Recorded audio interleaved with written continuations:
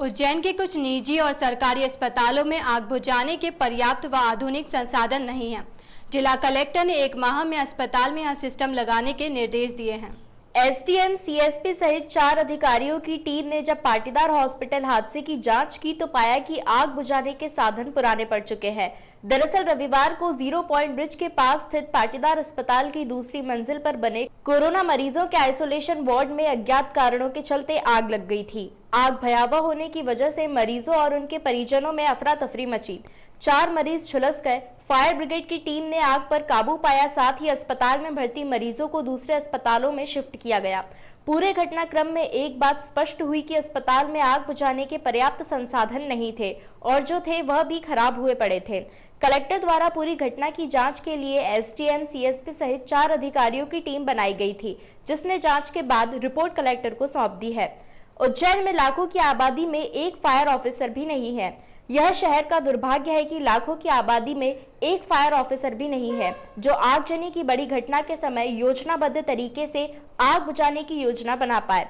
नगर निगम के fire brigade में वर्तमान में एक फायर ऑफिसर है जो संविदा पर कार्यरत है। सिंहस्थ 2016 के पूर्व नगर निगम द्वारा लाखों रुपए कीमत की 2 फायर बाइक खरीदी गई थी। इसके पीछे उद्देश्य था कि सकड़े मार्गों पर उक्त बाइकों को भेजकर तुरंत आग बुझाने के प्रयास शुरू किए जा सकें, लेकिन यह बाइकें वर्षों से खराब हालत में फायर ब्रिगेड परिसर में धूल खा रही हैं। फायर ब्रिगेड में एक फायर ऑफिसर है जो संविदा पर कार्यरत है। नगर निगम मुख्यालय के पास स्थित फायर ब्रिगेड के मुख्य स्टेशन के अलावा शहर में Maksi road, उद्योगपुरी, Nanakheda bus stand और महाकाल मंदिर परिसर में सब फायर स्टेशन भी है। आबादी और क्षेत्रफल के मान से फायर ब्रिगेड का सब स्टेशन बनाकर विस्तार तो किया गया, लेकिन एक स्थायी फायर ऑफिसर अब तक नियुक्त नहीं हो पाए। निजी और सरकारी हॉस्पिटल में दिखाने के लिए अग्निशमन यंत्र लगा रखे हैं। फायर एक्सपर्ट ने चर्चा में बताया कि बहुमंजिला इमारतें हो या अस्पताल, उनमें आग बुझाने के यंत्रों के अलावा अन्य संसाधन भी होना जरूरी होता है, जिनका समय समय पर रख रखाव करना पड़ता है।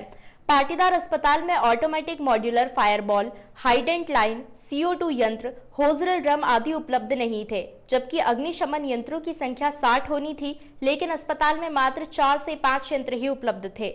यही हाल सभी निजी अस्पताल का है। इंडियन मेडिकल एसोसिएशन के अध्यक्ष डॉक्टर कात्यायन मिश्रा ने यह बात स्वीकार करते हुए कहा कि दिसंबर महीने में नगर निगम ने सभी हॉस्पिटल को आधुनिक फायर सिस्टम लगाने के लिए पत्र जारी किया था, मगर कोविड के चलते कोई भी एजेंसी या ठेकेदार यह काम करने को तैयार नहीं है, जबकि हॉस्पिटल प्रबंधन मुंह मांगा भुगतान करने को भी तैयार है, मगर बढ़ती मांग के चलते एजेंसियों के पास इस काम के लिए वक्त नहीं है।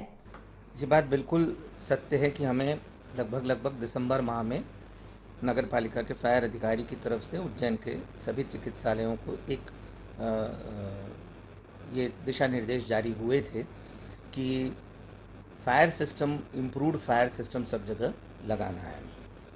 लेकिन दिसंबर के बाद से, जिस समय कोविड भी अपने पीक पर था, सभी अस्पताल वालों ने, जहाँ तक मेरी जानकारी है, वो वेंडर जो फायर सिस्टम लगाते हैं उनसे सभी ने संपर्क करा था, और जिनमें मैं भी शामिल था, और बार बार आश्वासन और बार बार बातचीत करने के बावजूद भी वो वेंडर कोरोना का हवाला देकर अस्पतालों में वो सिस्टम नहीं लगा रहे हैं। पाटीदार हॉस्पिटल के हादसे से यह सबक तो सभी को मिला है कि लापरवाही किसी की भी हो, मगर नुकसान आम जनता और मरीजों को ही उठाना पड़ता है। सिटी चैनल के लिए पुष्करण दुबे की रिपोर्ट।